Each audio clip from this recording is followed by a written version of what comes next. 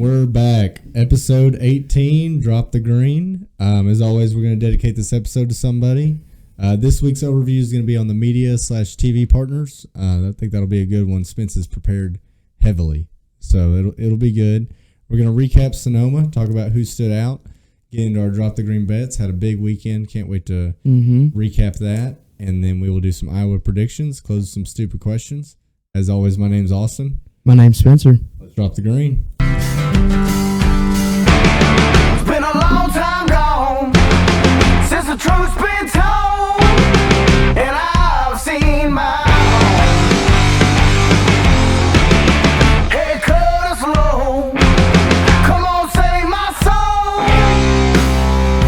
with a bar guitar and a honky tonk crowd. All right, welcome back, everybody. Appreciate y'all tuning in. Episode 18, we're going to get right into it. I am going to go first this time. Yeah, that's cool, because man. I like your guy a lot more. Ooh. But I'm going to do, if you want to put his car right up on there. I sure can. Special shout out or honorable mention, I guess. I almost did JJ Yelly. Just because I want to find a way to incorporate JJ in eventually. That's embarrassing. Because he's just so, I don't know, he's just a cool guy. I don't know. He is a cool guy. He's a cool guy. Big dirt guy, too. So, that's a special place in my heart. Mm-hmm. But we're going to do Bobby Labonte. Obviously, everyone remembers the 18 Interstate Batteries car. Iconic, right? It is.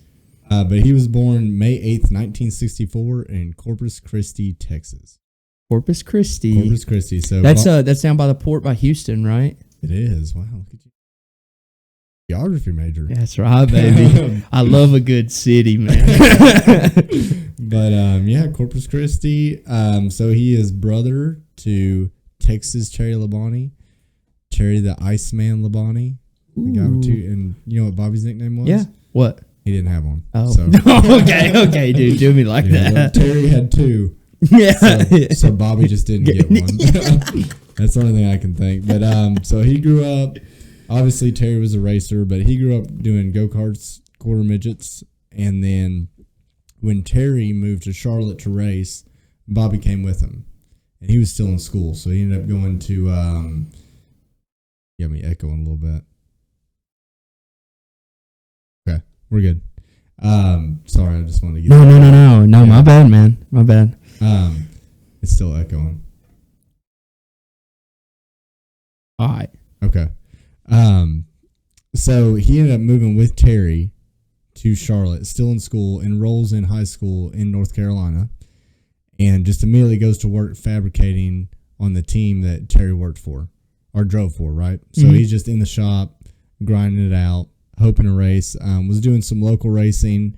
When he could get the money up, was doing some Busch Series or Xfinity Series races, and then ran some Xfinity races for himself, like I said, and then ends up working on Terry's car that won the championship. So that would have been in the 80s sometime. I should have wrote that down. But in 91, he ends up winning the Busch championship. So he's full-time Busch, wins the championship, and I'm skipping a lot. Yeah. But ends up winning the Busch championship in 91. In 93, he goes to Cup with Bill Davis Racing. So kind of a side story here. Jeff Gordon was at Bill Davis Racing in Busch Xfinity. We'll kind of use those terms interchangeably. Yeah, but they're the same. Yeah, if you're listening, you know. So it was kind of all in the plans that Jeff Gordon was going to be with Ford, with Bill Davis Racing, and they were going to move Jeff to Cup.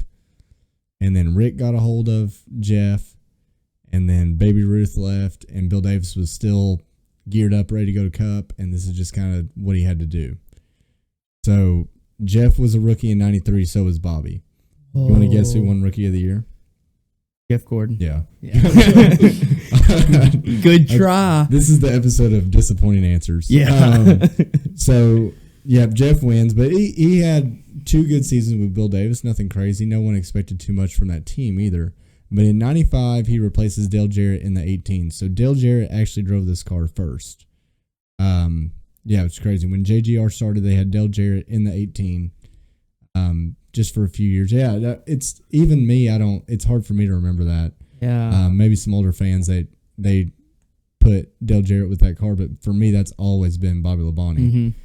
So he comes in there, replaces Dale Jarrett in 95, and wins 3 races that year. So just fast out of the get-go, has a handful of wins.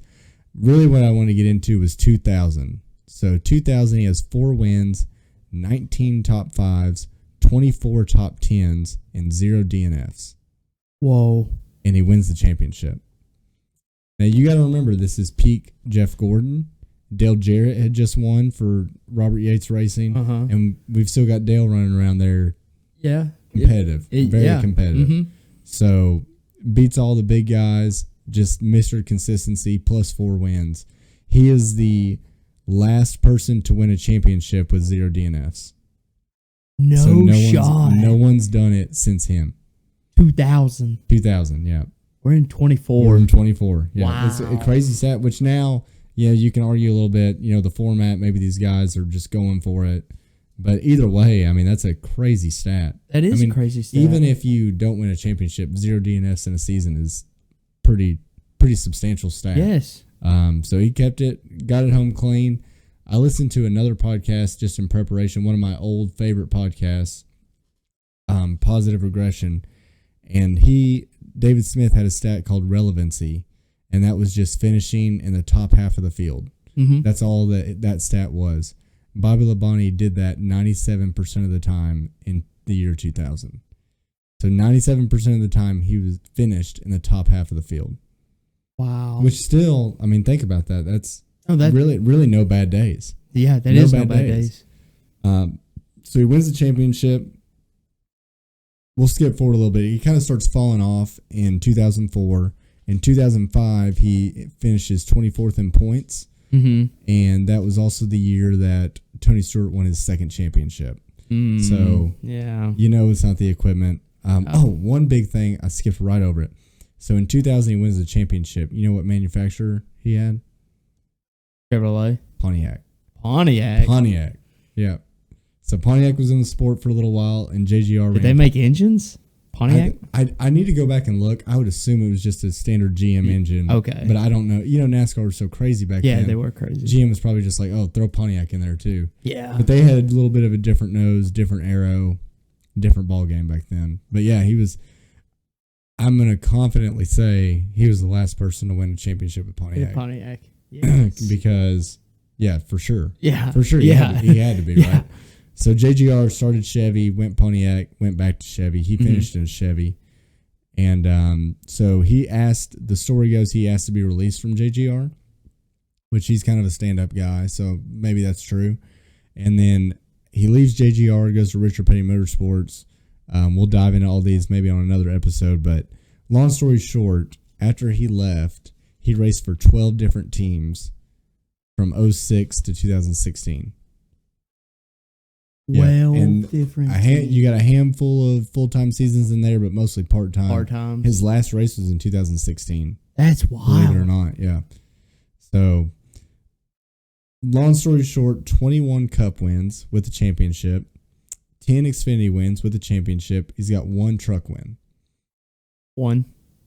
That's a Hall of Fame career. But it's 1. Yeah. So, I know he's a Hall of Fame. The last thing I'll say, in 2010, Bobby and Terry, Texas Terry the Iceman, as we know him to be, they start a company called Longhorn Chassis.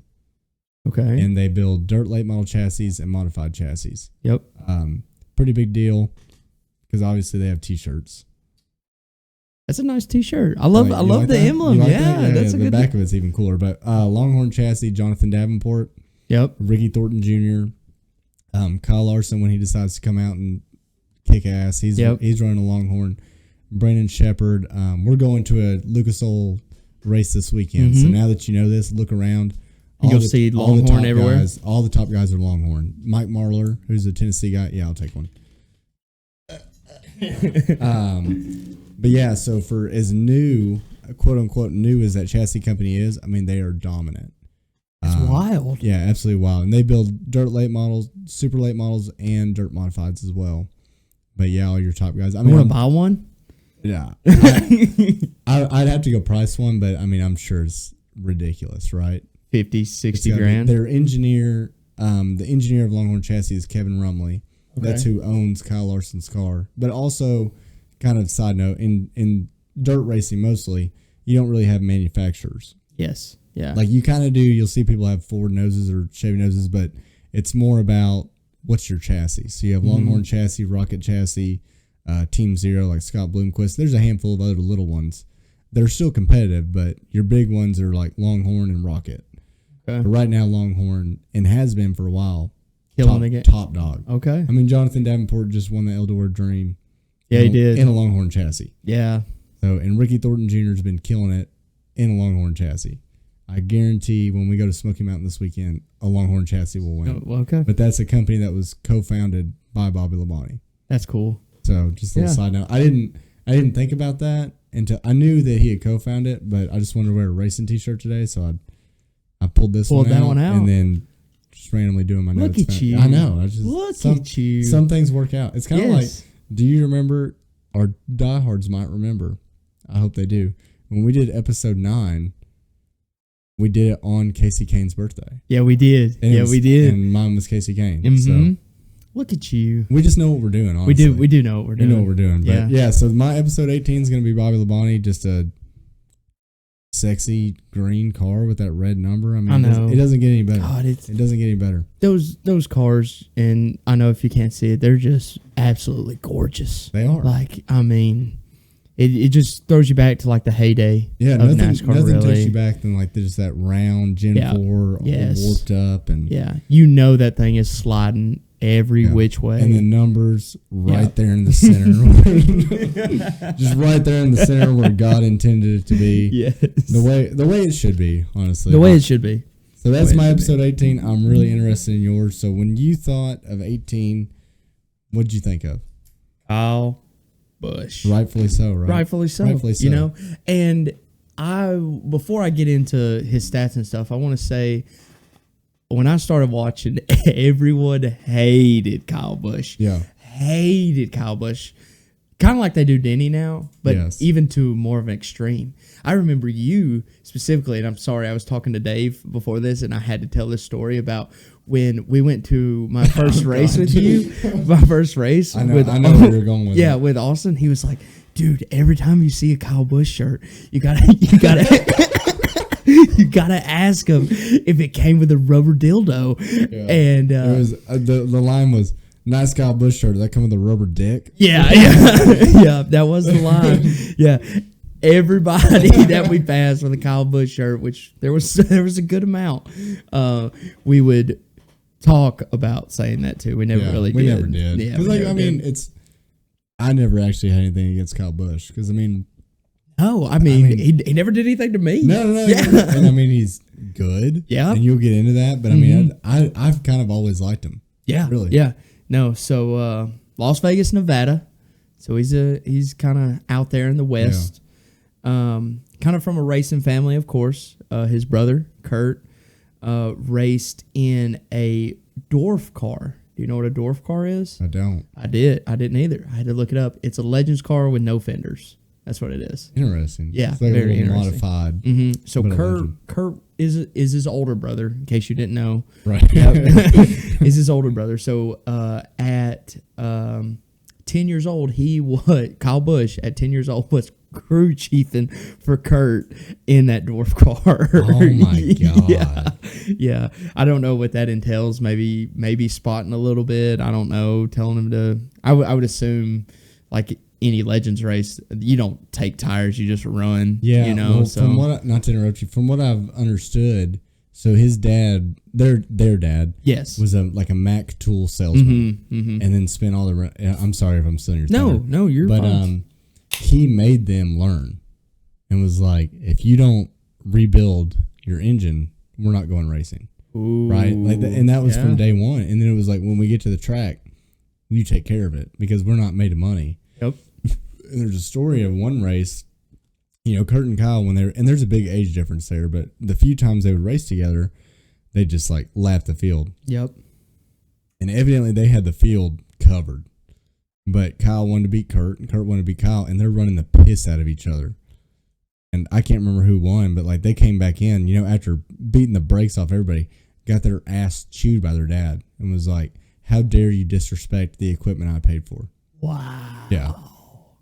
I mean, I think that says, like, when anybody's like, "Oh, Kyle Busch is a baby" and all that, you got to remember, like, he came up hard. Yeah. He came up hard. So let him have it. Yeah, let him. let him have it. Let him have it. So he did that for a little bit, and then started racing in 1999. From 1999 to 2000, in the Legends car, he won 65 races. 65. And I don't know if you caught that. That was like not 1980 to like 2020. Right. That was 1999 to 2001. That was 65 out of 64 races. Yeah. Unreal. At the ripe age of 13, brother. Wild. Yeah. Wild. So he won 13, 2 track championships during that time, of course, at his home track. From there, at 16, he placed... Okay, so kind of skipping 3 years a little bit, but at 16, he got to race in a truck for the very first time because of a dude got fired, let go, and they called Kyle Busch up, and he came up, and he was like, "Yeah, I'll race your truck. I probably won't be no good at it." Wrong. At 16, placed 9th at Indy for the first time he was ever in a truck. Was it Big NASCAR. Indy or was it IRP? No, it was Big Indy. I Indy? I believe so. Yeah. Mm-hmm. And so, so he races that race, and he's kind of racing like a he's pretty much taken over. It's in the middle of the year. He's taken over for this guy, and I didn't catch the dude's name, but in the second race at Chicagoland, he was leading with 12 laps to go. And second race. How old does he remind me of? 16. Brother is 16. God. He just started driving on the interstate 2 weeks ago. Right. Yeah. So leading with 12 laps to go, runs out of gas. Wow. Yeah. Not on him. Not on him. That's not on him. Not on him at all. Yeah. So didn't get a great finish there. Fast forward even a little bit more, maybe. I'm not sure how old he was in 16. I'd have to do some quick math. But anyway, this is a story I really wanted to tell that I think is crazy and stuff that we've harped on about NASCAR before that they do to poor people. And that's make up rules, okay?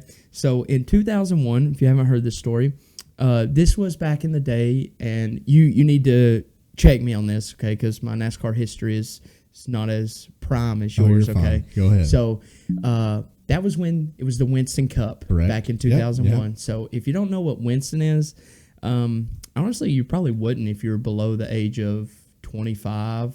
If they still make cigarettes. Yeah, but no one buys them. They don't. Yeah. They don't. When's the last time you smoked a cigarette? A Winston cigarette. I'm sorry. They had a. We'll try not to be tangenty this episode, but they randomly, like 2 years ago at Bristol, they had a tent. Like, you know how Zen has a tent? Yeah. And we walked in there, and they were selling a pack of cigarettes for $1. And I don't smoke cigarettes, but I'm like, it's $1. It's $1. And I took one puff, and it was like a brick wall. And I was like, are you sure these aren't unfiltered lucky strikes? Oh my God, dude. Yeah, I gave the pack to somebody, but yeah, I mean, I've never seen anybody physically smoke Winston cigarettes. No, not in a long time. No. Yeah. So, sponsored by Winston, which is, of course, a cigarette brand, if you didn't know. and in 2001, they were sponsoring NASCAR. This particular race at Auto Club this year, in 2001, was the Marlboro Cigarettes Auto Club 400, or whatever it was. Yeah. And Kyle Busch goes out there, practice, I'm guessing on maybe a Friday or a Saturday, and puts down the best practice time. Why wouldn't he? Why wouldn't he? Yeah. Why wouldn't he put down the best practice time? He does. Well, then he gets a call either that night, the next morning, that he is not allowed to race because now since you're not 18 and you can't buy cigarettes, you cannot drive for a Winston Cup because you couldn't even be arguing. Pretty much, Kyle Busch was going to win the whole thing. Yeah, but because from what I understand, because the race was sponsored by Marlboro. Yes, they didn't want him. They didn't want him in there. Yeah, which is crazy now because we have the Busch Light pole. It used to be the Coors Light pole, and plenty of people under 21 have won that. Probably Kyle. Yeah, honestly, 100%. Yeah, and what's worse? Kyle, Tyler Reddick. Yeah. I mean, what's worse, alcohol or tobacco? Yeah, they're the same. Another debate for another time. Yeah, it is. But so he gets pulled. Do you know where he went when he got pulled? Somewhere to go win. ASA. Okay. Yeah. Do you know what ASA stands for? American. I don't know. It was American. Park Car Association. Yes, sir. Yes, I'm sorry. Yeah, Good job. Good job. Yep. And so he ran the rest of their series and finished 8th. Nice. Yeah. 16 still. Right. Okay, still 16. You know, I wish we looked up what the age of the other dudes he was racing, but I can't. Because ASA was like an old. Well, before NASCAR got famous, it was like ASA up north and Midwest, and then NASCAR down south. Okay. And when NASCAR got bigger, ASA was kind of struggling, so it mostly turned to like older guys and like your household names and whatever. So I'm positive, him just coming in there was ridiculous. Yeah. You know what I mean? But he's probably waxing ass. Yeah. Knowing him. Mm-hmm. I mean, I would assume he also, I don't know when they start their season, but he had already ran. He already missed. Yeah, he probably missed races and still finished 8th in this. Yeah. Yes. I would guarantee it. Yes. Yeah. 100%. So, following that, you know, he was like, man, I don't know if this school thing is working out. I really just want to be a race car driver. So he graduated early and went to an ARCA car, finished 12th in that, dude, first race ever. Right. Why not? Why not? And that was in 2002, I believe. Okay. Next year, 03, signs with Hendrick. Yeah. And which is still crazy to think about to me, Kyle Busch. That's when I started watching. Yeah. Not to cut you off, but like he used to run a Busch car, Xfinity car. Mm-hmm. Either one. Yeah. But it was number 5, and it was the same scheme as Jimmy Johnson. Neon number, the 5 font like that's on Larson. Yeah. Neon, same Lowe's scheme, and they were like Lowe's teammates. Like him in the Xfinity series. Yeah, and Jimmy in the Cup. Yeah. Wow. And dude, he's like amazing. Yeah. Amazing. Of course he was. Yeah. So he signs with them 03, runs with them to 2007. Nothing crazy. 4 Cup wins. 4 Cup wins. Yeah. Nothing crazy. Can I give you Kyle? Do you have anything on him with Hendrick? No, not really. Okay, I went straight to Joe Gibbs because he's 18. Yeah. Okay. So he wins. He wins the first Car of Tomorrow race, COT. We talk about it all the time, right? Yep. Mm-hmm. In 2007, they ran half the season with this car or this car, whatever, Gym 4, and they ran half with COT. Wild to think about, right? Probably what they should have done with the next gen, especially with how COVID did. You know what I mean? That's so probably smart. What they should have done. But in 07, that's what they did. So the first one was Bristol Spring. Kyle wins, and Jeff Burton was on his bumper and didn't move him or anything like that. And probably should have, but didn't. But also, Kyle's really good at Bristol. Mm-hmm. Probably was too fast for Burton to really move him anyway. But anyway, he used to have this beard that was just like, you remember this thing? Oh, no. Yeah. Keep in mind it's 2007, right? He's just keep in mind. Okay. Another, also, you talk about nicknames. Mm-hmm. So this is a tangent, but so his nickname when he first came in was Shrub. Because he's Little Bush. I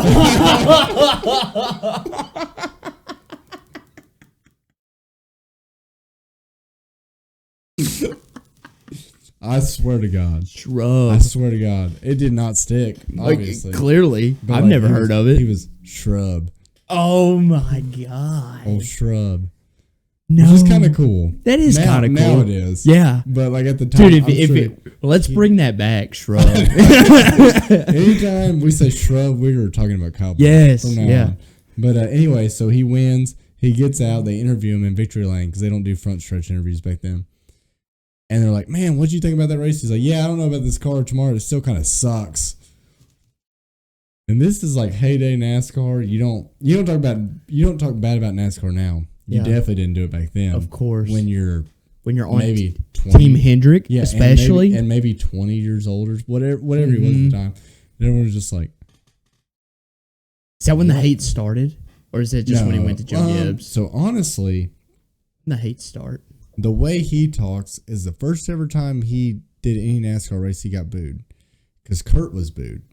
People didn't like Kurt. You know NASCAR fans are idiots. Yeah. Sorry. Yeah. But and it's sports, right? Like that's fine. Yep. So he got booed, and then even when he was at Hendrick, he still got booed. Okay. Which is weird. It is very surprising. And then like the whole Reckendale Jr. thing didn't help. But no. Yeah, so he said that, and it was just like, what? Which, looking back on it, that's amazing. Yeah. Like, good for him. Mm-hmm. You know what I mean? And like we put Tony Stewart on a pedestal for always speaking his mind. Here's Kyle Busch. But yeah, that's my Hendrick story. But yeah, he had 4 wins at Hendrick. Okay. And then Dale Jr. was leaving DEI. Mm-hmm. Kyle Busch kind of had a little bit of a tiff with that leadership just because he's Kyle Busch, right? He's marches to the beat of his own drum, ends up leaving, and that's when he comes to where I know him from. Yeah. And that was the pure 18 M&M car. You want to put him up here? Yes, sir. Just so we can marvel in its glory. Yes, we can. If I can get it up here. You got to drag it. Spencer loves when I tell him how to do things. Yeah, dude. You are stupid. Especially technology related. Yeah, it's so dumb. But this is the car I remember winning every single week. Yes, it felt like all the time. So he comes to Joe Gibbs. And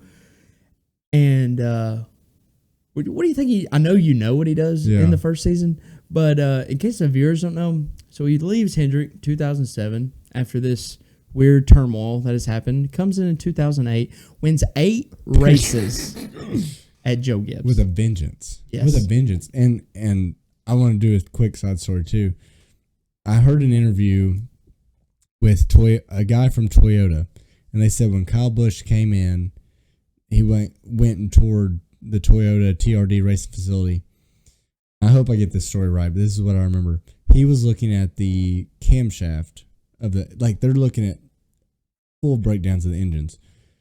And he's just sitting there, and it was something about there was 5 bolts on either on the cam or surrounding the cam, whichever one. Maybe on the cam cover, I can't remember. Okay. But there was 5 bolts. He's just sitting there looking, and the guy comes up and is like, "Hey, what's the problem?" He's like, "Every other NASCAR engine has 4. Why do y'all have 5?" And like just little stuff like that. And I mean, I think that's what it was. My dad's probably gonna be like, "You're an idiot." Yeah, but I can't wait to hear it. Yeah. But Jeff, if you're listening, comment, please. But it was something like that. But it was something in depth on the engine. It was related to the cam, but whatever Toyota had built in their engine had 5 bolts and not 4, like Chevy and Ford he just noticed it. And he was just like, but he was sitting there thinking about it. He's like, why? Like, what would be the reason for that? Like, that tells you how in tune. Yeah, I mean, that goes back to his childhood. What we told him about his dad. Exactly. Yeah, he had to build to race. Yes. So, yeah. Comes in there, wins 8 races, and just absolutely kills. Wins a championship 2015. Wins another one in 2019. Going back a little bit, in that, we need to put an asterisk beside the 2015 season, because he could have probably ran like 4 races if he wanted to, because he was going to win them all. He missed 11 races at the beginning of the year. 11. They were still 30. There was only 36 races the whole year. He missed 11 of them. 11. Comes back 4 weeks later after leg breakage. Broke his leg. 2 of them. He broke his legs? someone can correct me if I'm wrong, but he in an Xfinity race in Daytona, day before the 500, head on into the inside wall. I'm 99% sure he broke both his legs. Definitely one, right? Yeah, but yeah. I'm pretty sure he broke both of them. Breaks his legs. Breaks a leg. Okay. Yeah. And has to sit, of course, get better. Wish you well, Kyle Busch. Send him a little letter. Let your legs heal. Yeah, let your legs heal. They're 80%. We're good. Comes back out here and wins a championship. Yeah. And so to me, that may be the best stat ever. Is there another guy that's won a championship missing that many races? No, because in the format that they had back then. No, because you couldn't. Yeah. You couldn't. Yeah. Like because of this format we have now, and we touched on it last week with the waivers. You couldn't, if you missed a race, you were done. Exactly. But Kyle Busch, like, people, and I will complain about this format too. It's like, well, we can just miss races, show up and win a championship. Well, we'll like put his aside, honestly, because he came back. I remember the first race he won coming back was Sonoma. Yeah, 4 weeks later. Yeah, they said his legs weren't 100%, and he's sitting there breaking throttle, elevation changes. I mean, shifting. Let him have the championship. Yes. I mean, it is what it is at that point. So, does that. Wins in 2019, which is still a big deal. Joe Gibbs still just absolutely killing it at this point. Yeah. And as far as I know, from what I got, not that he had really any ill will against Joe and the team, but he felt like his time to go. His sponsor didn't re-up, Mars Candy, and he thought it was his time, and he signed a deal with RCR, where he's at now. And so last year, 2023, he finished 14th in points, which for Kyle Busch... But 3 wins. 3 wins, And see, I think if you look back, 2022, 1 win, 2021, 1 win, 2020, maybe 1 or 2, but like he had some tough years at JGR there at the end. Yeah, he did. And so when he came to RCR and won 3 wins, I'm like, he's back. All right, he's back. Yeah. He's going to get it. He's going to turn this place around, but... You can't do it if there's a Dylan involved, No, we don't need a 3-hour podcast. But I think the biggest stat, and I think you're about to touch on it, was his... no. You can't steal my thunder. No, I went this far. So now that I give you the timeline here of Kyle Busch, let me tell you what he's done with all these races that he's ran. He has won 231 races across all the series. Insane. It's wild. Yeah. 102 Xfinity wins, 66 truck wins, and 63 cup wins. Crazy. So he does that. He's also won the triple threat. So if you don't know what the triple threat is, that's where you win the truck race, the Xfinity race, and the cup race all in one weekend. So he was the first guy to ever do that. Yeah. Imagine buying a ticket for that and being there all 3 times. Imagine like wearing like a freaking not a Kyle Busch shirt. You got to watch that. That was me because I watched all 3 races. He did that. Good for you, man. Which is history. I'm glad. I'm happy for it. You got to witness it. Yeah, you got to witness it. He got up on his car and he had a broom. Oh no way! Yes, I swear, dude. He's gonna be doing what Jason Tatum's gonna be doing to the Mavs later, sweeping them away. Yeah, I don't understand the reference, but that's NBA. We're going. We're going through the NBA playoffs right now. Yeah, okay. We're well rounded here. Yeah. All right. Some of us. So he was also the first driver to win on every NASCAR track that they go to currently. That in itself, if you really think about it, is unreal. Stupid. Because you're good everywhere. Yes. Yeah. There's not a place that you haven't won. Crazy. And then the last one, which is what I want to get to, which you were hinting at, that's on the line as we speak right now, past halfway through the season, and it's not looking good. And that's a 19-year win streak. Consecutive win streak through every year he's won at least a race. And honestly, for his sake, I hope he wins. Dude, I'm worried about it. I'm not. I like Kyle Busch. There's really only like 2 drivers I don't like, but I cheer for everybody. Yeah. and I am worried about this because Yes. I want it to happen. Mm-hmm. He deserves it first and foremost, and like I want him to be however long he races. If he races till 50, I want him to win a race every year. Yeah. Because he's good enough. He is It's good. nothing but his equipment right now. Mm-hmm. Nothing but his equipment.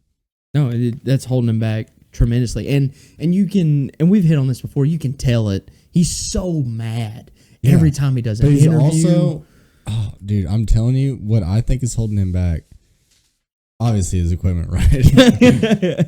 First and foremost. But the old Kyle Busch would have just been like, yeah, this is bullshit, yada, yada, and would have been, he kind of would have thrown a tantrum about it. Yeah, he would have. Which to me is fine. Mm-hmm. Because now I feel like he's like stuffing it all down. And I'm like, dude, just be yourself.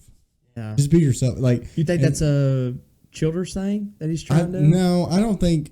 I think that's him thinking, okay, I'm older and this is how I have to be. Okay. I don't think that's pressure from anybody. This is just me. I don't know the guy. Yeah, I know. Right? This is just me speculating. He's going to be on the pod next week. Yeah, we'll ask him then. Yeah. But I just think he thinks that's how he should act. Yeah. But you know, my favorite moment of this year from him is when him and Ricky got into it, and Ricky's like, "I'll wreck you next week." He's like, "I suck just as bad as you." And I'm like, Yeah. "That's Kyle, Mm-hmm. right? That's the fire. That's the passion. That's." And I can't tell you how many races he's like hit the wall or been whatever, barely hit, and he goes, "We're killed. We're fucking done." Yep, sorry, but been trying to lay off that one, but he's like, "We're done. It's killed. May as well park it in the garage," and then he wins. Yeah. That's right, wrong, or indifferent. That's the Kyle we need Mm-hmm. to get the results that Kyle deserves. Yes. You're exactly right.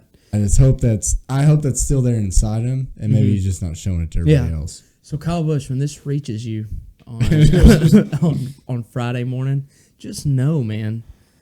Friday, Thursday morning, whenever you listen, just let that out, dude. Let it out. We want it back. We want the Yeah. Kyle that we know and hate and love, and it's just out there. That's just the little shrub we love, you know. Shrub. That's Yeah. shrub all day long. That's and shrub all day long. I'm telling you when he wins, because just the nature of NASCAR fans, he left JGR, he went to RCR. Nobody's gonna root against RCR because Never. it's Dale's team. There's still all these people that are like, Toyota shouldn't be in NASCAR.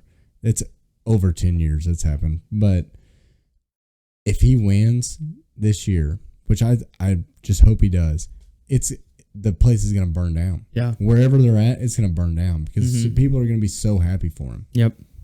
And that's what we didn't hit on was the actual switch. Like literally, I remember everyone just hated him. The day you forgot he even raced for Joe Gibbs. Yeah. He's still the same guy. Yes. He's still the same guy. Exact same and person. I think people, number one, they don't like JGR. Some might not like Toyota. Mm-hmm. A lot of people like Chevy and RCR, but Yeah. more than anything, people felt like he got done dirty. Yeah. Because it was that textbook, a little bit of that textbook. Oh, you don't have the funding, so we're gonna let you go. But also, JGR makes the decision they've always made. Yep. Okay, we can let you go, pay somebody a lot less money, and hope to get the same results. But we know in the long run, it's going to work out. And I mean, they replaced him with Ty Gibbs. Yeah. You can't complain about that. And I'm surprised Ty Gibbs hasn't won a race yet. It's not that It's going to happen probably. Yeah, and it's not that I'm surprised because he's nowhere near a win. He's all over a win. Mm-hmm. He's all over a Yeah. win. So He's as close as Chris Busch is, baby. and I mean, they're obviously going to hire their grandson. I get it. Mm-hmm. But he's also really good. Yeah. He's also really, really good. So, and people need to understand that. So, I don't think they made. He went to a team that's kept their grandson around for 15 years too long. Right. Yeah. Yeah. Exactly. Yeah. Yeah. Wow, that's a great comparison. Yeah. We don't have the time to get into it. I don't remember if I said this on the podcast, and if I didn't, I hate it because now people are rumbling about it. But I kind of had this feeling that if MTJ decides to retire, there might be a chance for Kyle to come back. Ooh. But he's saying he's on an option year next year, which we know how RCR deals with option years. They let Tyler Reddick walk. Yeah. I'm not saying it'll happen. It seems a little unlikely. But, let's say we get this charter agreement done, teams get a little bit more money. to where a deal doesn't fall apart based on one sponsor, maybe you see Kyle Busch come back. I mean, Joe Gibbs Racing would be dumb not to. Yeah. Because you look at what he's done with what he has. I mean, he hasn't lost it. Mm-hmm. Maybe you see that he's got a little bit of an attitude change, and maybe that's Kyle being mature enough to know, okay, I'm going to go over here, change my attitude a little bit, at least on the externally. Yep. Even though we hate it, because I love the old Kyle. I know. But I don't think that's out of the realm of possibility. I like where your head's at. I don't think that's out of and they retired that 18 number, because they wanted Ty Gibbs to have his own personality. Yep. But that 19 number is a lot newer. So maybe you get rid of the 19, you bring the 18 back, give Kyle back his identity. Ty has his. I don't know. I see that. That's and really Kyle, good. Also, the thing you have to think is like he got in with RCR. He's rubbing elbows with those Bass Pro people, right? Just because he's the RCR. Well, MTJ is the Bass Pro guy. Yeah. If MTJ leaves, it's a lateral move to just go right with Kyle. So maybe it's a pipe dream. I don't know, but it's to me all the pieces are there that maybe they would do it. And does Joe Gibbs buy him out of a contract if they pick that option up? I don't think they're against it at this point. I think at this point, if Joe offers to bring him back, Kyle may pay his own out of the contract. Yeah, and the other thing to me is, you got a lot of good guys in the Toyota program. Corey Heim comes to mind. Yep. But I wouldn't put Corey Heim in a Cup car next year. No. I would put Kyle Busch in a Cup car for 3 or 4 years. He's going to be better than Riley. Yeah. But it's like I would put Kyle Busch almost as a gap. Yes. Let the people like Corey Heim develop, because I feel like at this point we've learned you can't just throw people in a Cup car. No. It doesn't necessarily work. Mm-mm. I say that, but Carson Hocevar is not doing bad, but I think there's not anybody in that in between in Toyota that you could throw in a JGR Cup car that would do what Kyle Busch could. So I'm just saying that now in case it happens. If it doesn't happen, it doesn't happen. Yeah. But I want to be on record. Yes. Saying that it could happen. I like it. So who knows? I don't. Yep, we don't. Silly season is coming. It's coming. Yeah, and it's big. Yeah, big. Dude, it's gonna be. Dude, I can't wait for that episode. We're gonna do a whole silly season episode at the end of the year, or maybe who knows? Maybe we record 2 episodes in 1 week. We'll get wild. But anyway, we're virgin on that territory right now. Yeah, dude. Yeah, that was a 40-minute episode 18 dedication right there. And I don't want you to cut anything short. I want you to get straight into your media overview. Yeah. Tell me why you want to do it. Tell me what you're thinking.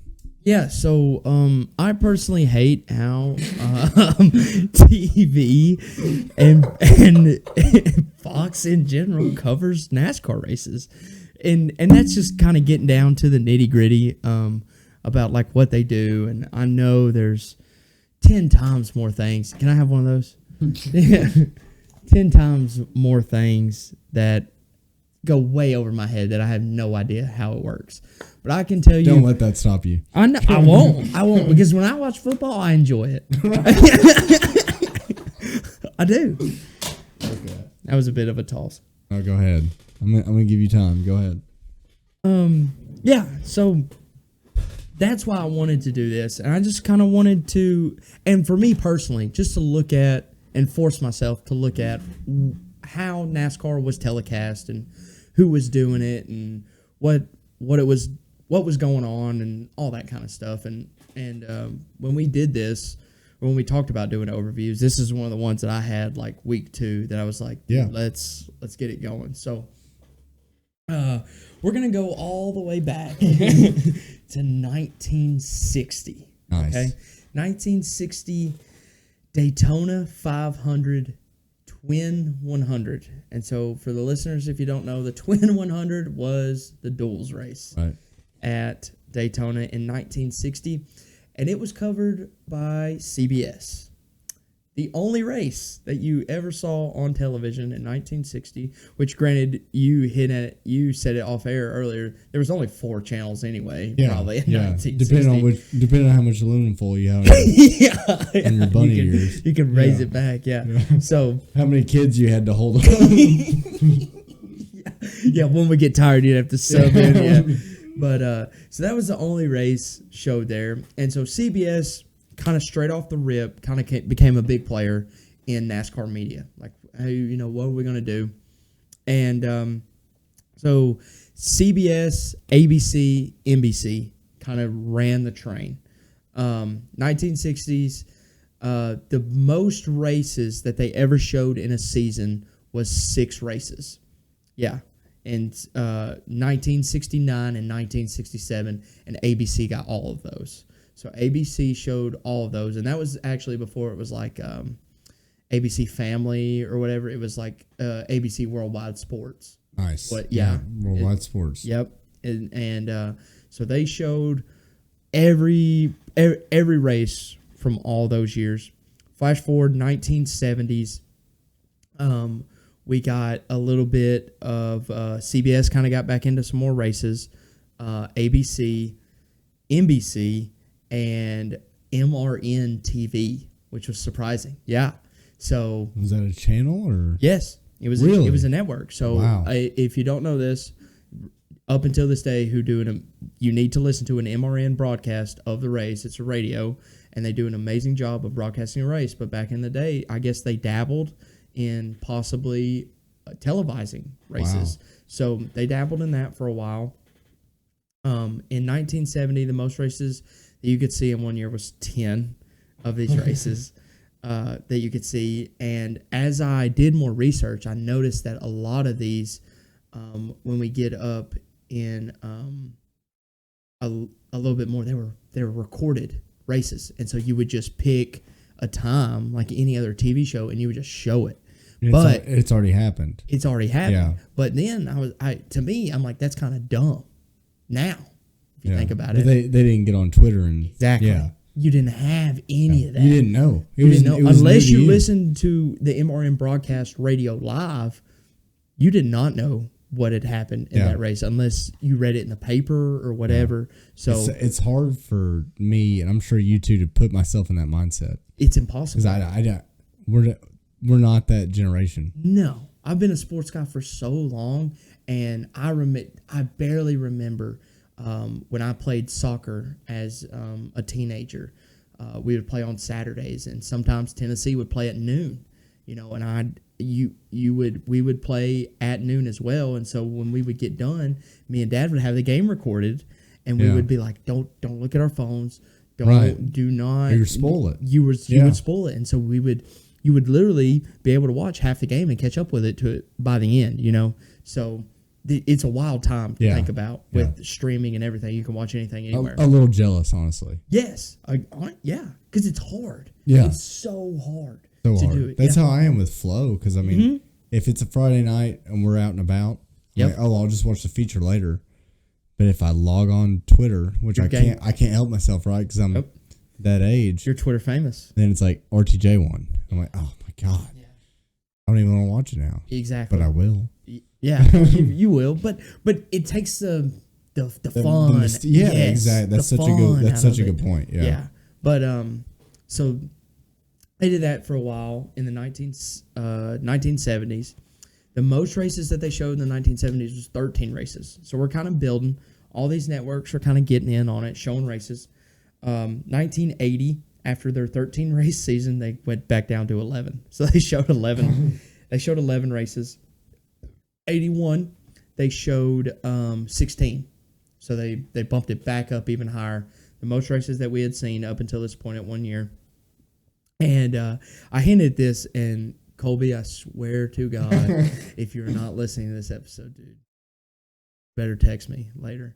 But Mike Jordan in 1981, who had probably already worked for no telling how many, he was the first MRN TV color commentator. Wow. Or lap by lap commentator, not a color.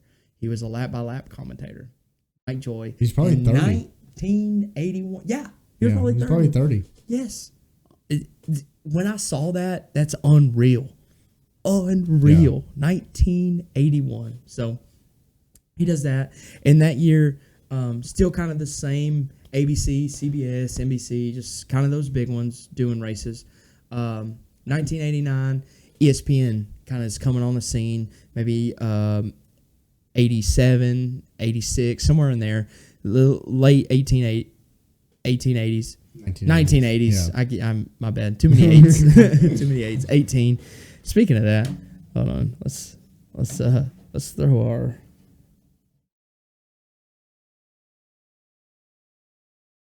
There we go. Okay. Throwing our thing back up. 1980s. 1980s, and ESPN kind of comes on the scene, and they're getting involved. They showed 5 races in 1989. Kind of kick it off, and just kind of see where it goes. And 1889, I don't know how I got those years reversed. In 88, so this is the decade. I'm sorry. No, you're fine. Go ahead. My notes are bad here. In the 80s, that's when all these other networks like Turner Sports, so TBS, TNT, a network called TNN, which is literally TNN. That's TNN. It all sounds familiar. It is kind of familiar, but it's all just taped stuff. So Really? this is Okay. So if they could not show a race live for any reason, whether like say it was delayed or something, it would be moved to TNN, and they would tape it and show it on TNN. Yeah. So Can you imagine being a hardcore fan back then? It had to be so frustrating. yeah, imagine So like frustrating. especially nowadays when NASCAR calls races for anything. Yeah. Imagine watching the 600 the other night and going. Yeah. Well, they probably would have ran it back then. Good point. Yeah. Good That's point. the Yeah, that you're going to get into. That's the flip side. Yeah. Yeah. So, but those were just taped races. So anything that was on TNN was taped races, pretty much, and they would air, I guess, on like Monday or Tuesday, maybe, but they would record. TBS, that's when they got into it. So that was Turner, and again, Turner started in like 82, 83, and ran for a while, and they loved the sport. In 1989, they did something that I've not heard of, which I want them to do more of now, and that's kind of what I'll get into in my futures. But they did a pay-per-view of a race, so you had to buy the race to watch it. No kidding. Yeah, I wonder how you bought it back then. that's a good question. 89. That No seems idea. that yeah. Yeah, I have no idea. Call a toll-free number and give them a credit Probably. card. I mean, right? Yeah. I mean, to me, the internet wasn't even if Not it was there. around, Not there. not good enough to do that. So you would have to call a toll-free number and probably give them. I don't even know if they had a credit card. They Maybe you did had because they had that old school like swiper. yeah. So you probably had to give them some kind of numbers or something for them to run it. Wild. Wild. They probably were just like Or mail them a check. They were probably just like, we trust you to mail us a check. Yeah. Yeah. Crazy. Different times. But but again, wild. I'm mind blown by that. Yeah, That's wild cool. to think about. It is cool. So pay-per-view, ESPN did kind of the majority of these races in the back half of the 80s. Scroll to the 90s, they showed 31 races. And that was also ESPN. Through these majority of these races, Bob Jenkins was their lap-by-lap commentator. I don't know if you know anything about Bob Jenkins. No, I don't. He was. I listened to a little bit of him. He sounded fine. I don't know. Yeah. He wasn't around to watch. I never got to see any He races. didn't forget people's names and. Huh? He didn't forget people's names. No, Right? probably not. Probably not. I mean, maybe. How many times did he say hot rod? Oh, God. 400. So he was ESPN's lap-by-lap guy, and of course, you know, what I also realized is even back in the day, they would bring on Cup drivers to do the Busch Clash or the Busch races. That's awesome. Yeah. And so, like, I mean, I saw Dale was on there, a bunch of Richard Petty, all these guys. And to me, that is cool, like especially for an Xfinity race, a Busch race. Which they do that now. They do that now. Yeah. And most of those guys, to me, Joey and Blaney, first ones that come to mind. They're so good. They do a really good job. So good. Yeah. They do and a really Cindric good too. Cindric does a really good job. Every Penske guy, I don't know why, does a great job. They put Daniel Suarez in there. I love Daniel to death, but like you can't understand him. You can't understand him. I love him. I love the guy. He has so much energy. Yes, so much energy, but like it's hard. It's really hard. Yeah, it is. But so that's not a new thing, which I was kind of surprised by. I am too. Yeah. I thought that's something that was newer. Yeah, to be honest. It is not. It's been around for a while. So they did that. 1990s. This is where we're kind of getting into the heyday. So they showed 31 races in 1990 and kind of stuck with that for a while. But even then, I do believe that the season was longer than 31 races. Probably. Well, like when I gave you the stats about Bobby Labonte. Yeah. In 2000, that was 34 races. Okay. So probably. Okay, so pretty close. Yeah, really close. So they're showing pretty much the whole season now. And it's still kind of dominated by ESPN, pretty much from 89 to 98, around in there. They're showing most of the races. Of course, you're still going to have your TBS, your CBS, your NBC. They're still there, but mostly ESPN. And 99, they showed 37 races. So, it's got to be a full season, right? It's got to be really close. Yeah. That's counting the Clash, So it's got to be full, you would think. I would think, yeah. So that was kind of like the first full season that they had, and there's not really a massive TV deal at this point. There's been nothing. So now we're at the heyday. We're showing every race. We as NASCAR have to come up with something to get this race. Get these races on networks on every week consistently, because they kind of bounce around. Like I wouldn't imagine. I mean, you would probably have to look at the paper and look at the TV guide. People are griping now about having to go to 3 different places. Imagine back then. Oh, you wouldn't know. You wouldn't know. You would not know. You had to get your old TV guide out. Yes. Your grandparents ever had the TV guide? Yep. Yeah. Mm-hmm. That's what they were doing. You remember hotels having TV guides? Yes. Yeah. So nuts. Exactly, kind of that same thing, and you're just flipping through hoping that you find the race. So in December of 1999, Fox Sports, FX, which is crazy to me, FX, is weird. The movie network, right? Movie network, NBC, and Turner Sports, so TBS, TNT, sign a 6-year contract, $2.4 billion to show a lot of money. A lot of money. Over 6 years, that's a lot. Big deal. In 99. So a huge amount of money to show all these races.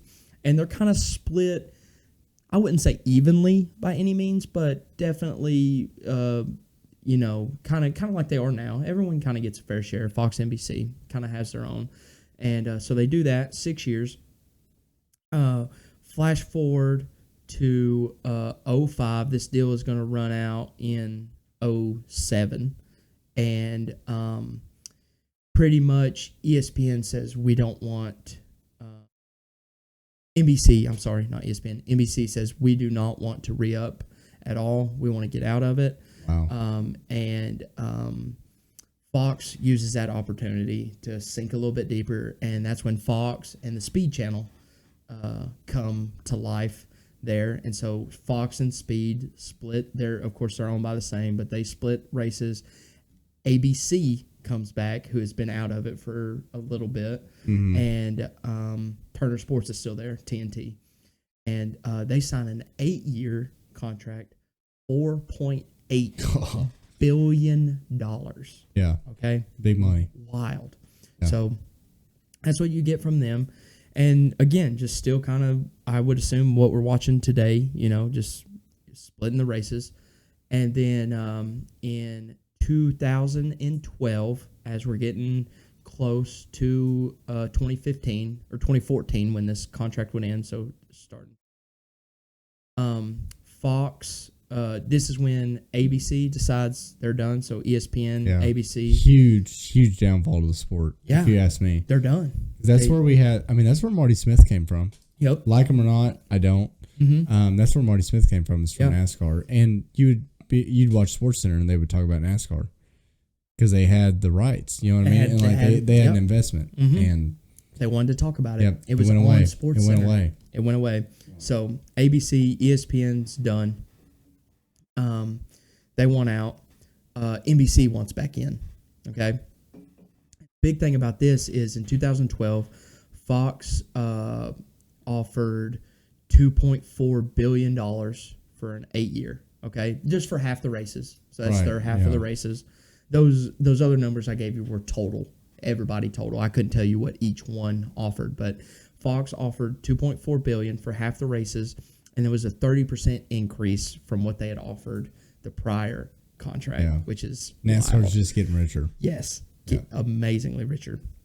Okay, well the next year NBC is like, we want back in, and they offered $4.4 billion for a 10-year contract, 10 years, and from what I read, it was 50% over the bid from Turner Sports. Wow, that's how they wanted it that bad. They wanted it that bad, and of course, I guess at the time, I mean, even now, I wouldn't. I mean, I know TBS and TNT and Turner are still big, but they're not. They're no NBC, ABC. Right. They're they're not a network. They're not that big, so they couldn't compete. So they had to step back, and literally that same year after they signed that, Fox had to come back with a $1.4 million upcharge. They had to offer them another $1.4 billion.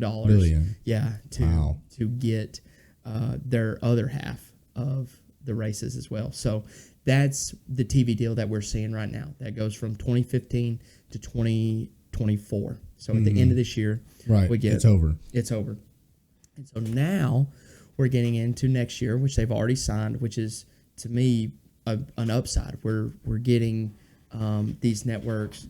Fox, NBC, Amazon, ESPN's back, Turner Sports is back, TNT, TBS, and Warner Brothers. So, and I think the Amazon part of it's huge. Huge. If it's good enough for NFL, it's good enough for us. Yes. I don't want to hear anybody gripe about it. And people are like, which I think maybe they changed it, but originally, if you had Amazon Prime, you had Amazon Plus or whatever to watch. Yeah. I think it's like video. It's like anything, they offer tiers, so you can. But I think with the basic subscription, you get the Thursday night game NFL, which is what they showed on Amazon, and I would assume as of right now, you're going to get the race if you want to watch it. Yeah. So yeah, I'm stoked about it. What I love about it, and I didn't go into crazy detail on it because there's so many of these lap by lap and color commentator guys, but what we get to see, is a new crew from each network. Yeah, I'm super excited. And Amazon stole Dale Jr. Yes, and I'm sure threw the money at him. And the thing I think is happening with Amazon is they're probably giving Dale Jr. a lot of creative control, and he is going to tell them what we want to see. Yep, because he's just like us. At the end of the day, he's just like us. He is. He's a race fan. He loves it. He loves it. So super excited about that. They did not disclose, from what I could find, about the amount of money that was signed with the new TV deal, but it runs from 2025 to 2031. It's how I think it was. I found it somewhere for the whole deal. Okay, for the whole deal. I know I said it on the charter episode. I can't remember. Maybe it was. I shouldn't even say because I can't remember. But it must be out there. It was a 30 or 35% increase from the last deal they had. Okay. Still in the billions, you know what I mean? Oh yeah. So we're talking like probably around 6-7 billion. I think it was 10. 10 might be the answer. Okay. I can't remember. Somewhere. Yeah. But it's a lot. It's a lot more than what it was. Our dedicated fans that watch will know because I said it at one point. Okay. But so we're gonna see some HBO Max is when the races they're gonna be on. We're going to get a whole new ESPN and Turner crew, which is going to be super cool.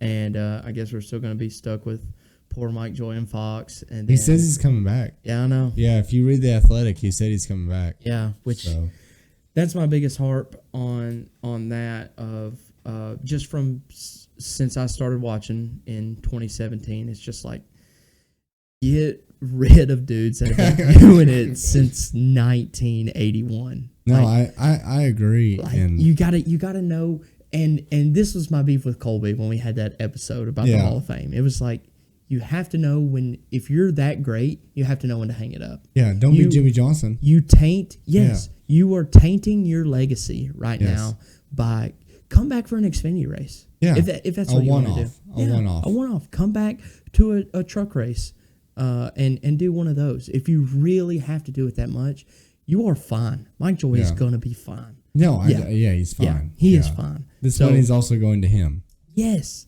Yeah. So, biggest beef, but I'm super excited. The only thing that really that I kind of touched on when they talked about the pay-per-view, I would love to see NASCAR possibly hire or take it under, because we know they have the money to do it if they wanted to, and make a F1 type of thing to where me as a hardcore fan can pay to get there's no way you're going to get rid of ads. I don't believe that anymore. Like I thought I'd used to. I believe that we could get rid of that. I don't think there's any amount of money that I could pay that's going to make them get rid of ads. Maybe. I mean, so they used to have, I think it was called NASCAR Race Pass. Okay. And it was a package. It's kind of like the Red Zone that you can buy with NFL. Yeah. And you could have like 4 screens, and you could like have an in-car with your favorite driver. You could listen to the radio. You'd also have the broadcast. You'd also have just like the regular camera, no commercials, and then whatever else. But like that was an additional option you get. We didn't have it. We had some friends that had it, but I remember watching a race at their house, and like he was a big Jimmy Johnson fan, and so we like had the broadcast up. We had Jimmy's in car, and like if you just scrolled over to that, then you just listen to the radio. Yeah. And then you had just the standard camera, no commentary. Mm-hmm. Then you could do whatever else. They had like ghost cars and stuff like that too. That's cool. And like it was an additional package, right? Yep. That was also, I know where NASCAR's at, where they're like, we're not in the heyday anymore. No, we're definitely on the upward trend, as we've said every episode. But it's like that's a huge investment and a huge risk for them to take. But it used to be there. They used to have it. Yeah. So that's what I hope they kind of lean towards again. Maybe whatever they have to do, if it's some kind of paid platform to where I can get more. I hate when we have 10 to go and we're even if the leader is leading by 3 seconds, we're going to a commercial. We're going to a commercial, or we're going to side by side, or we get 3 interviews after the race. Yeah, it's and that's what Flow Racing offered to me that I didn't realize watching it with you, is that they interview a lot of dudes. A lot of dudes. Yeah. Like and those interviews, well, they're not on a TV schedule, right? So like I watched Kyle Larson win, I guess it was last night. Yeah. Mm-hmm. Kyle Larson won a high limit race, and they sat there and interviewed him for like 4 or 5 minutes. Yeah.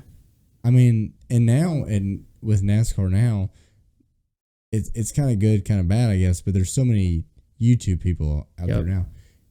I have to get on YouTube afterwards. I can find as many interviews as I want, but it's also I have to wait for them to do it, and that's just me being selfish, right? Like I want to see it right then, right there. The content is out there. The want is out there. The need is out there, because there's people that like Front Stretch. Front Stretch is a platform that they are solely based off. That I think they have a podcast as well. I think they have maybe some articles, but mostly it's their YouTube content. They have media passes. They go in there, they interview people, and that is sustaining them to make a living and employ people, right? Which tells me you're not too far off from making that an option that networks can have, in my opinion. I don't know the nickels and dimes of it, but the want and the need is there. To do it. I mean, all you have to do is contact someone like YouTube TV. They'll sign you up for anything. Exactly. There's a billion. You can pay for the base level YouTube TV monthly thing, or you can do all these add-ons with, and I've done it last year with it's not Red Zone, it's called Sunday Ticket. Sunday Ticket moved from DirecTV to YouTube, and of course I bought it. I love the NFL. I wanted to watch. Right. I want all the content. Content I can get, and with this sport, I'll hand you my money. It's lacking. Yes, it's lacking so bad. F1 has it. Flow Racing and Dirt Racing has it. if we're a premier motorsport, put all your content you can on one platform so your viewers can watch it. Now, granted, that may hurt some of our YouTube friends. You know what I mean? It might, but I mean, at the same time, we can't worry about one person for the greater good of everybody else. Exactly, we can't. So, we want the masses to be able to consume this content if possible. And so I don't know what it takes, but I would love to be able to just go to the NASCAR app on my smart TV and listen to the MRN view of it, or look at an in-car camera that Fox doesn't decide that I get to watch. right, You know, when we're or racing, listen to some radio too. exactly. Yeah. Listen to any type of radio. I hate personally when Fox, we're racing for the lead and we're getting a bumper cam of the dude in third. Yeah, it's terrible. And I think that's who mostly, cares? I think that's mostly like there's problems with Fox's booth, the cartoons, the skits, all that. That's all on whoever that producer is. Yes, no, 100%. You know what I mean? Yeah. And like, but shame on Fox for letting that happen. Exactly. Because the fans cannot be loud enough that they don't like it. It's every week. And nobody listens. Yeah. Nobody listens. Yep. So yeah. I don't get it. Put it behind some paywall and let me pay for it and let me choose my experience with the sport that I love. Have the confidence in your sport that people will do that too. Exactly. And I think they would. I think they would. You put it at a decent price point, and again, I'm all up for offering tiers of different things. Yeah. If you want to put it at $10.99 to watch just the race the normal way that we watch it now, okay, cool. Offer me $35 a month, and I get to do all that stuff where I get to listen to radios. I'll tell you, so you've watched Flow with me. I'm a big Flow guy. And now, granted, with Flow, I don't watch any Outlaws stuff. Like World of Outlaws, Late Models, or Sprint Cars. I don't, because I don't have dirt vision. Yeah. Right. I made my step in with Flow. Yep. How much do you think my Flow subscription is? $20 a month. $120 a year. Okay. Yeah. So that's nothing. You know what I mean? Yeah. Like it's half of what you thought it was. Yeah. And I watch racing almost every night. Yeah. They always have something. I watched Kyle Larson win a sprint car race last night. Yeah. Yeah. You know what I mean? So like if the price point is there, NASCAR can follow that model. NASCAR already posts things, and I'm just but like I'm wedging this into what I think. NASCAR already has sanctioned races on Flow Racing. I think it should be a part of Flow Racing. You can up my Flow Racing subscription by $80, make it $200 a year, but include all that exclusive NASCAR content, and I'd pay it. Yes. Because we're already halfway there. All these NASCAR weekly series, and there's a lot of ARCA races on there too. Like a lot of that is on Flow already. Yep. And that's a great platform. It is. Flow does an amazing job. And not just with racing, they do all sports. Yep. So I think maybe eventually it goes there, but just to kind of wrap this up, if you're done, yeah, no, I want to ask you one thing. Yeah. Just to be fun. So I'm going to give you the chance to do your own booth. Oh. 3 people. I'm only going to limit it to 3 people. Okay. Who's your 3 people you put in the booth? I want who's and I'm sorry the MRN guys, but I want the head guy at MRN. What's his name? His name is escaping me. Not Dave Moody. No. The bag man? Yes. Yeah. Yes. He's done some NASCAR races too. Okay. But yeah, is it Mike Bagwell? I think it may be Mike Bagwell. Okay, they call him the bag man. The bag man. Yeah. Yes, that's who I'm talking about though. Yeah. I want He's the bag good. man. I want him. I want and this is completely biased. I want Kevin again. I think Kevin being and I don't think it's going to last forever. I don't think he needs to do it forever. He gives us a way into the car right now that no one else can offer personally. For sure, yeah. Capture that while you can. Yes, capture that while you can before this car changes. But he knows, he's been in that car. He knows how to drive it. And Junior, because of his creative ability, give him, make him producer / commentator. He is going to give us such good content, and even, I mean, his show is amazing. Just what he does for the sport and giving the fans what they want to see. He does an amazing job. So that would be my 3. Let the bag man be the lap guy, and let Junior and Kevin feed off each other. Yeah, and I that'd think be awesome. It would be, and get someone, maybe not Larry McReynolds per se, but someone like that maybe is running. I don't mind them going to a crew chief type of guy to look at those things.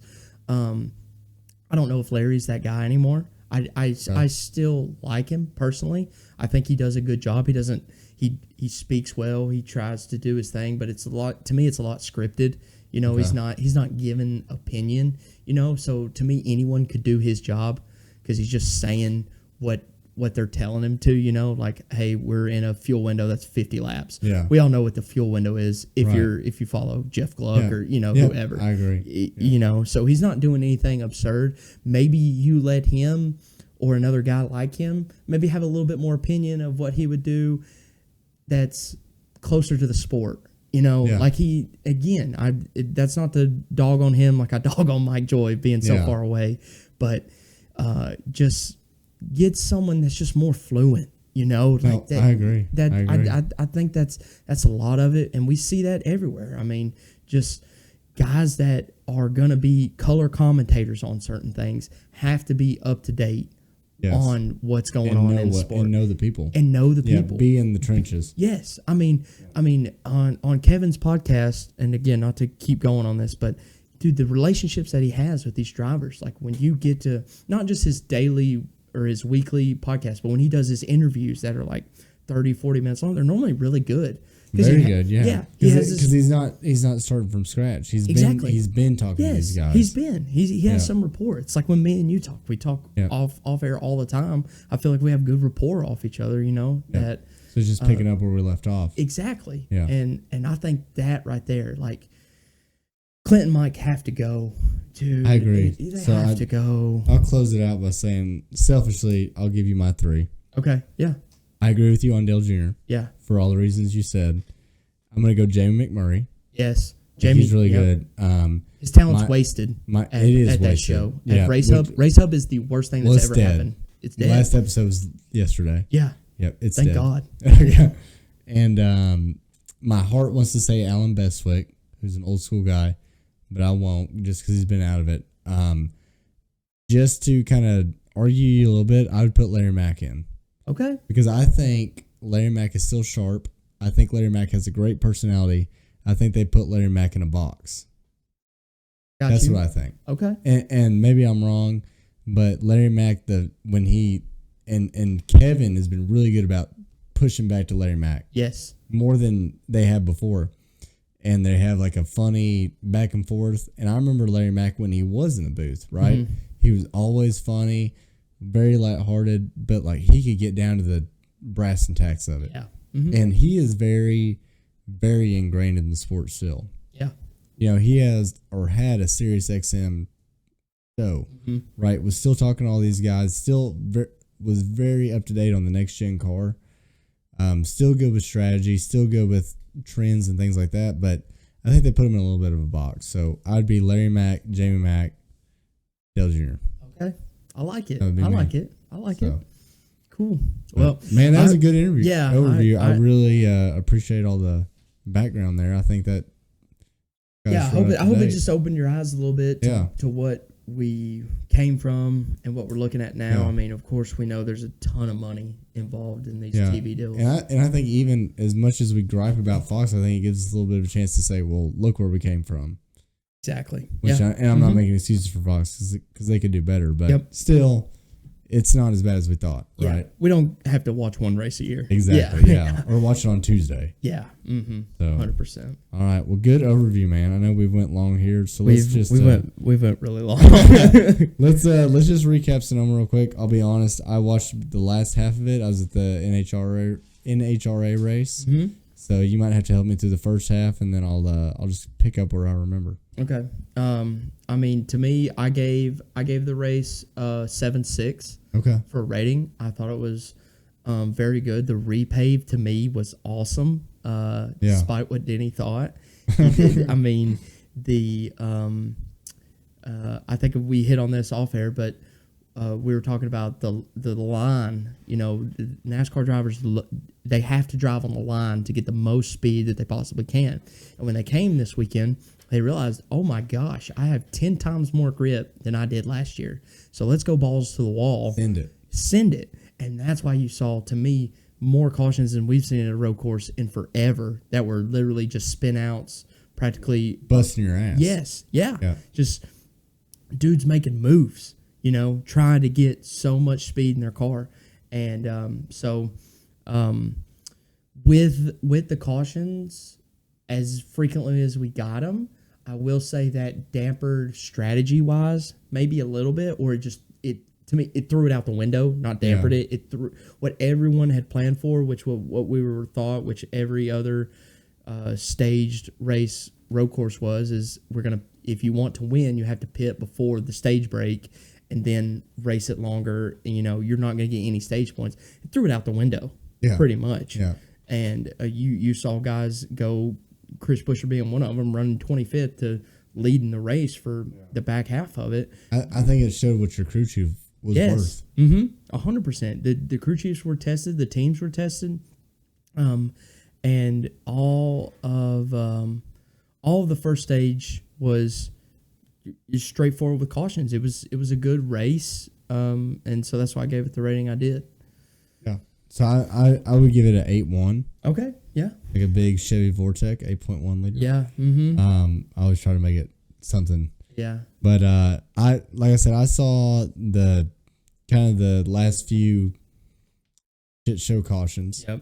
But all of them were legitimate. People just busting their ass. Yeah. No. Yeah. And then strategy came into play. The thing I want to say, we had chaos, fast pace, like you said. People were all out, right? which causes cautions, but that's good. It is right. Good. That's good. We had strategy, all kinds of strategy, because with the cautions you could do a multitude of things. They stayed out forever. When you're hearing the Fox guys and Larry and them be like, "Hey, I'm pretty sure all of them are going to pit, and then all of them stay out." Yeah, because they don't even know. Yes, right. That's when you're like, okay, this is a race. This is a race. Yeah. And tires mattered. I don't care what Freddie Kraft tells me on Twitter. Yep. But tires mattered. And Cliff Daniels said that. Yep. Kyle Larson said that.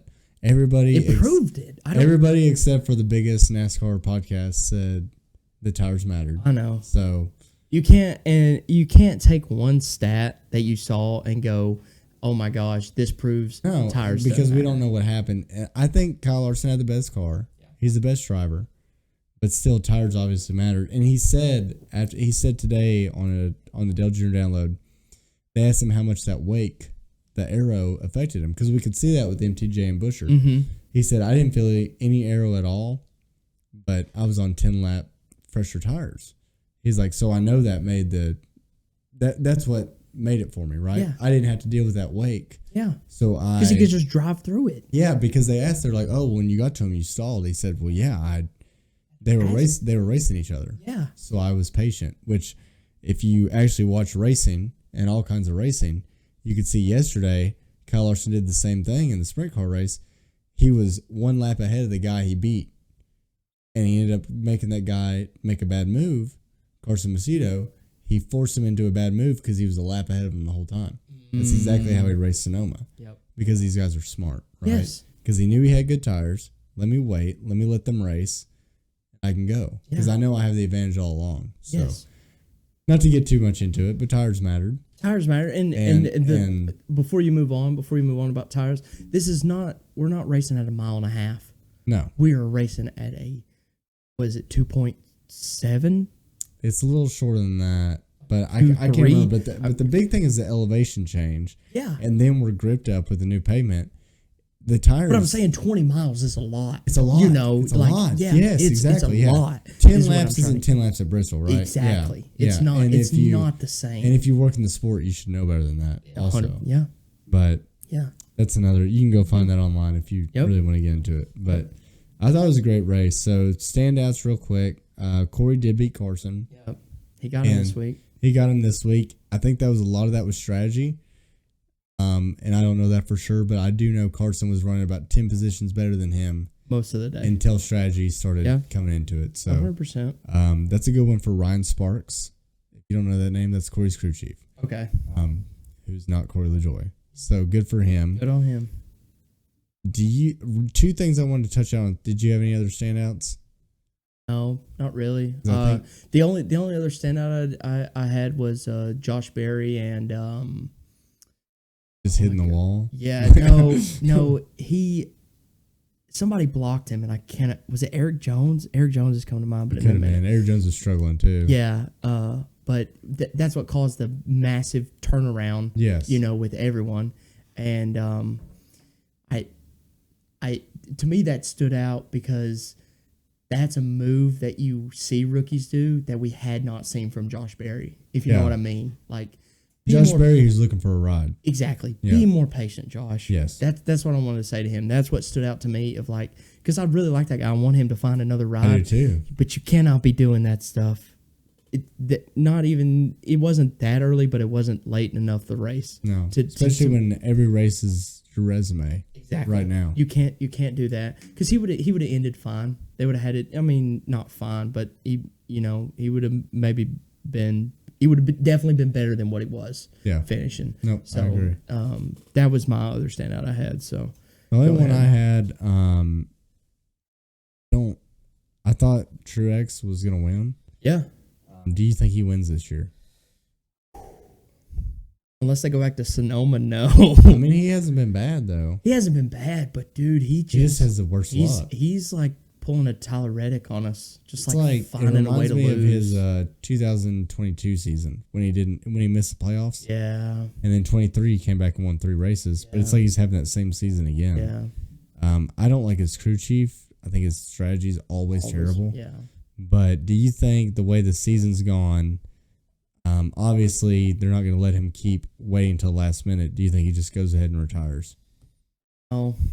You think he does another one? I think he does another one, yeah. Which it's up to him. From what I understand, it's up to him. So if he wants to come back, he can come back. I think he will. I think if he wins in the next month and a half, so next 6 races, maybe 7. It's very, very possible. It is. I definitely think he comes back, that fire, because he's going to be right there in the playoffs, and he's definitely going to be a car that Larson, Denny, Seabell, all these guys, they have to worry. I mean, you don't want to race against him. You know what I mean? Yeah. Like he's kind of falling into that Ryan Newman, that kind of Ross, just like, dude, I see my light fading. I have to, if I'm going to do this again, I have to do it now. Yeah. And that's not who you want to see in the Final Four. I agree. At all. Yeah. Who doesn't care about anything and will just, if you're in his way, he will move you out of the way. Yeah, so because he ain't going to be back. Yeah. So to answer your question, I do not think he hangs it up. Even if he doesn't win in 7 races, I don't think he hangs it up because I think he's going to make the playoffs handily if he just I think he is too. Yeah, stays consistent. That's the thing is you can say he's having a bad year, but like he's compared to other people that were his age. I mean, I hate to do it, but compare him to a Jimmy Johnson. Yeah. He's no Jimmy Johnson. You know what I mean? He almost won this race until he ran out of fuel. Yeah. Not his fault once again. But did you see the SVG and Austin Hill thing? I did. Dude, the flip off. Yes. Yeah. I love how SVG. I just wanted to say it real quick. We don't really touch on Xfinity too much, but when he wins, the 2 times he's won Xfinity, drifts the whole track. Yeah. And then he had bumped Austin Hill out of the way. Mm-hmm. And then he was drifting behind him, and Austin Hill stuck his finger out the window, flipped him off. So he just come up beside him, burned it down right beside him. So I thought that was awesome. I can't wait. The only thing I want to say, I can't wait for that personality and that not giving a F to come to Cup. 100%. Don't wait. SVG. Don't pull a Kyle Busch on us. Yeah. Don't go political, yourself. dude. Be yourself, man. Yeah. Because we love it, dude. I'm so excited for him in Trackhouse, dude. I am too. He's gonna be good. So. All right. Well, we'll do it there. I'm gonna take a break if that's okay. Yeah, dude. Let's Okay. take one. All right. Well, let's just go ahead and get into drop the green bets. So Let's do it, man. Pretty big weekend, I think. How'd you fare? I'm Kyle Busch on the top of the car, baby. Sweeping the weekend. That's what I wanted to do. So I finally did it. That's big. That's it was. big. It was. That is it was, big. It was. We if y'all are new, we did the same. Or Spencer does the same 3 units every time, and this is the first weekend. Correct me if I'm wrong. That we've swept. Yeah. Every single one of them. Yeah. So. Granted, now we only had 2 drivers, but we still put $30 on or 3 units on Yeah. them. Well, Whatever. give it away. Give it away. Whatever your units are, we put 3 units on them. So, no, we finally swept the weekend, and God, what a feeling it is to do it. It is. Makes it is. that much better, right? It does. It does. So we were down 11 units. So now we're down 6 units. Manageable. So, manageable. So we're back to where we need to be, and this race was a bit tough. I'm not gonna lie. It is. It's a hard one to build momentum on. It is. It is a hard one to build momentum on, but we're gonna try. And I am in the process. I know we hit on it last week of building a not diagram, but just a picture. Of the graveyard. The graveyard and my winners. So, but I'd spent so long on the overview this week, I didn't get to finish it. So it's all right. But I'll have that next week for sure, and we'll show that. So I say that to say this is we're gonna ride the hot hand of who won us some money last week, and my first pick this week with 1 full unit is a Ross top 10. Wow. Again, so he is not in the graveyard then. He's not. No, dude. Okay. He is risen. He is risen 3 days later. Wow. Yeah. So no one's in the graveyard. No one's in the graveyard except for who did I say was in the graveyard? I thought it was Ross. I swear it was Ross was it Ross? Because you had so many top 10s and he finished 11th. Yeah. No, there was another guy that finished 11th. And anyway, Ross I is swear it was risen. Ross. Yeah, I think Okay, you're Ross right. is- I think yeah. you're right.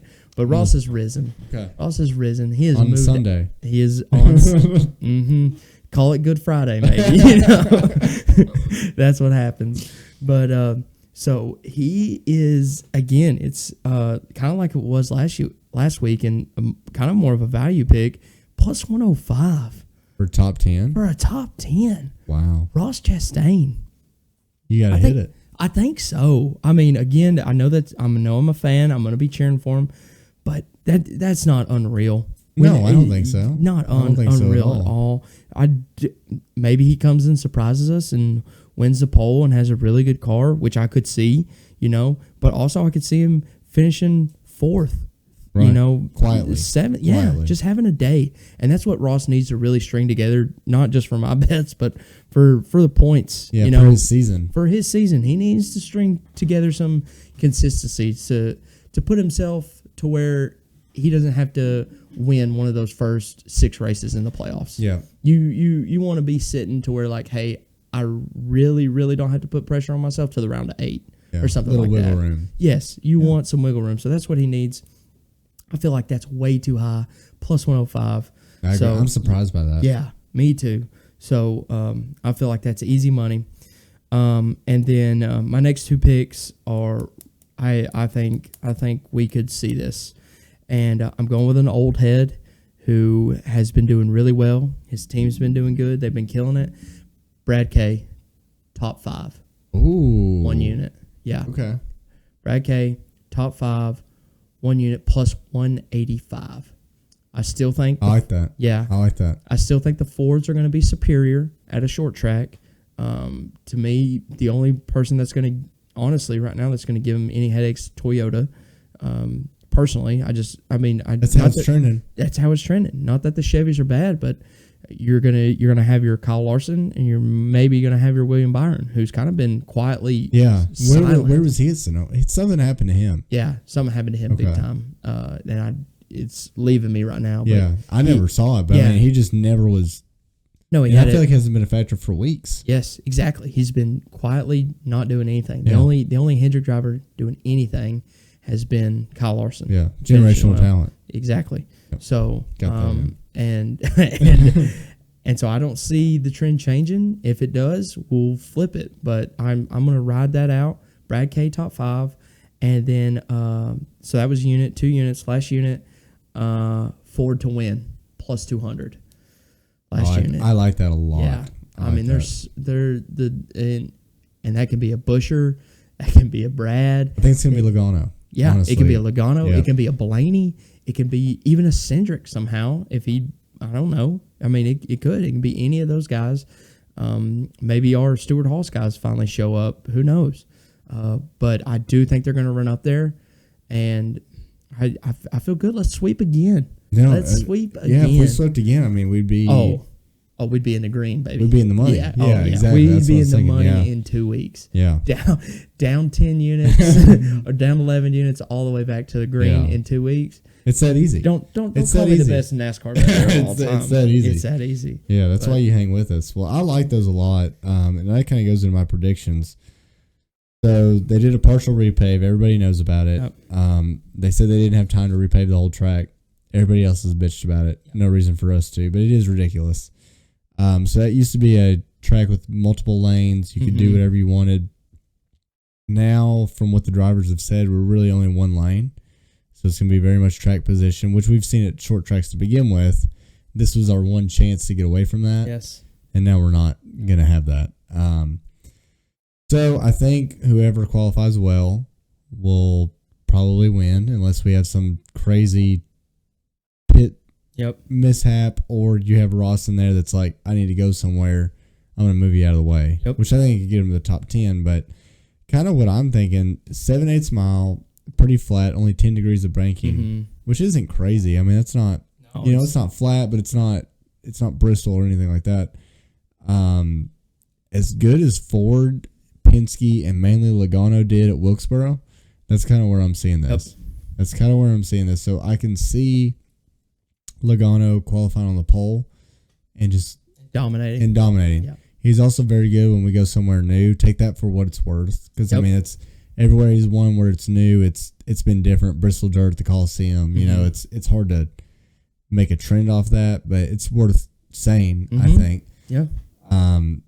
That's just kind of the way I see it. I don't know about you. I see Ford being strong just like you. I think that Brad K bet is sneakily good. Yeah. I think they missed those odds, to be honest. But what do you think? Yeah, no, I if the Fords are not strong, I'm gonna have to rethink what we look for as far as short tracks go again. Yeah. I mean, because to me we're getting down to the nitty gritty where these guys they know they have to win, they know they have to finish well and rack some of these consistent races together.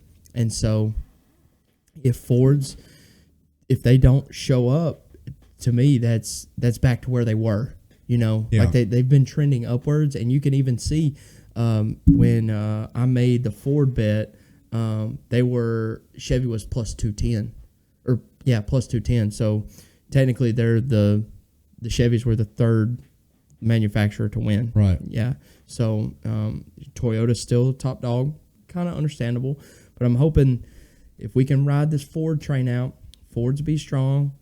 You're exactly right. The track kind of matches up to a North Wilkesboro type of track. The repave does scare me a bit with being one lane. But again, if Ford qualifies on the pole, that's in my benefit. Yeah. So, then I think it's just you can't catch me. You know what I mean? Because it turns into that, and then maybe lap traffic plays a factor. As race fans, that's what we need to hope for. Yeah. Is that lap traffic plays such a factor that we're having to move people out of the way. But also, back to your bets, if you have a Ross that has the speed, he's not going to be patient. He's not going to try. You can't try anything that's not new pavement, right? Christopher Bell said you could maybe run 2 cars.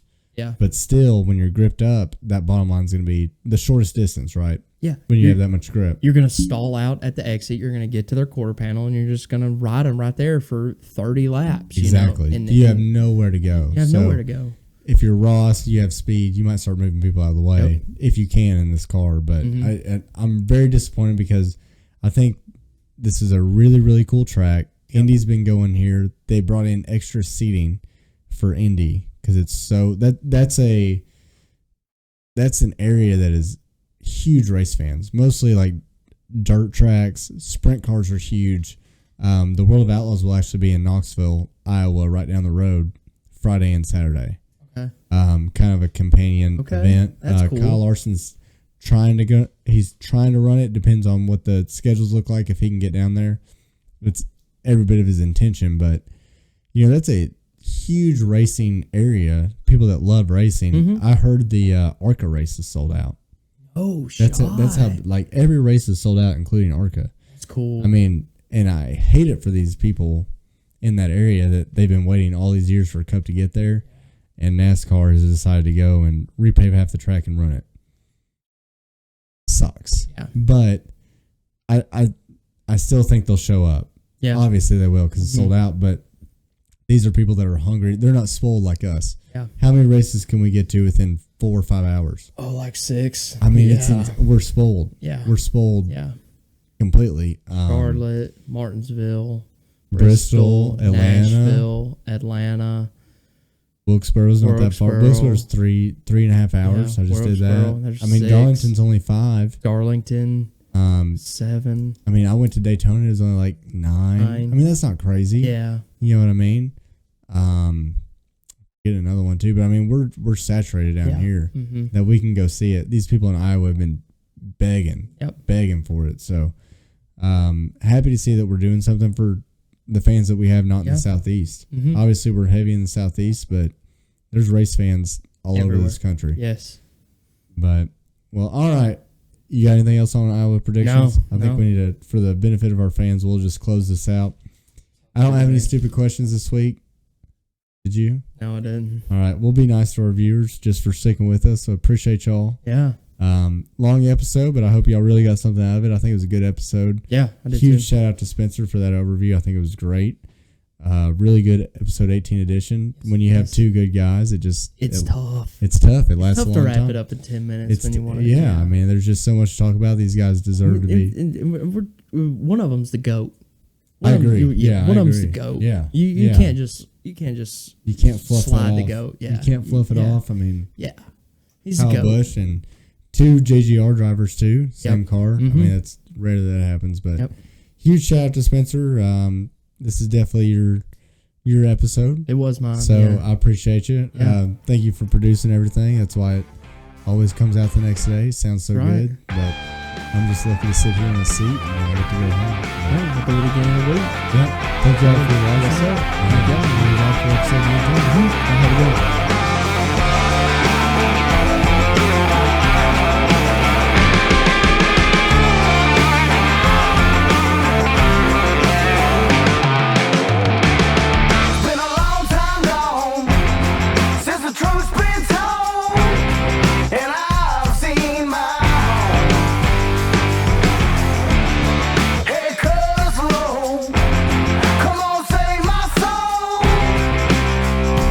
With a ball guitar and a honky tonk.